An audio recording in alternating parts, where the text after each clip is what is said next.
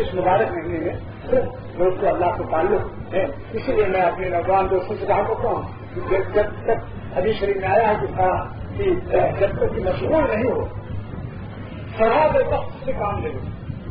جو وقت فارغ ہے اس میں اللہ تعالیٰ کی خوب عبادت کر کے اشتہار نور کا چلاتے ہیں. انشاءاللہ جب نفس شیطان کا اروا ہوگا پورے ماحول میں کہیں پھنسا ہوگا اور مان لیجیے کچھ قدم بھی آپ آگے لا رہے ہیں. آپ بھی شیطان نفس کے لڈو دیکھ کر جیسے چھوٹا بچہ اما آتا کوئی آدمی کرتا جو لڈو دکھاتا ہے وہ کون پھنسا رہا ہے تو جب لڈو ختم ہو جاتا ہے پھر اما تیار آتی ہے.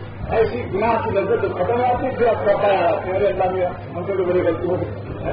تو میرے دوستوں اللہ تعالیٰ سے اس کی حفاظت سنبھالتے ہیں. وہ آنسو جو زمانے عام واقف کے ہوتے ہیں وہ پھر بات واپسی کے لیے اللہ کی رحمت انہیں یاد کر لیتی ہے کہ میرا بندہ حالت صحت میں مشر ہوا کرتا تھا, اپنی حفاظت کی درخواست کیا کرتا تھا. اس کو ہم ضائع نہیں ہونے دیں.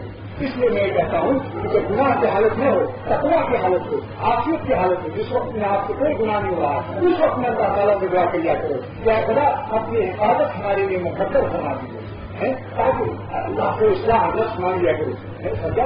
اس لیے کہ تاکہ اطلاع سے پہلے ہی یہ عمل کی عافیت کی دعائیں انشاءاللہ اس وقت نکال آؤں.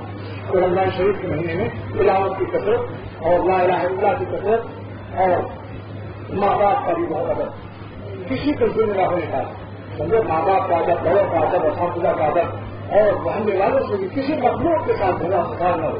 ہاں کسی مخلوق کو اللہ تعالیٰ کسی جانور کو بھی آپ سے عزیز نہ پہنچ چاہیے. بس اس کا خیال رکھو. اللہ کے حقوق اور مخلوق کے حقوق اللہ کی رحمت کا ہر کاریگر جہاں سے پہنچ کے ساری امت کا ہر مقدر سکے. خیر آپ یہ سب چیزیں میں نے عرض کر دی کہ رمضان شریف کا مہینہ آ رہا ہے اور یہاں کیونکہ میرا سفر ہو رہا ہے تو اس لیے آپ لوگوں سے دعا کی درخواست بھی ہے